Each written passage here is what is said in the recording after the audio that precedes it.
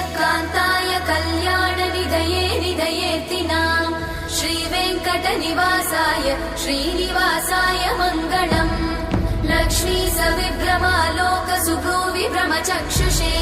चक्षुषे सर्वलोकानां वेङ्कटेशाय मङ्गलम् श्रीवेङ्कटाद्रिशृङ्गाग्रमङ्गलाभरणाग्रये मङ्गलानां निवासाय श्रीनिवासाय मङ्गलम्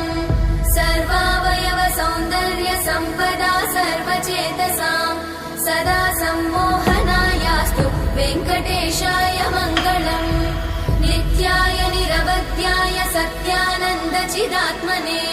सर्वान्तरात्मने श्रीमद् वेङ्कटेशाय मङ्गलम् स्वतः सर्वविदे सर्वशक्तये सर्वशेषिने सुलभाय सुशीलाय वेङ्कटेशाय मङ्गलम्।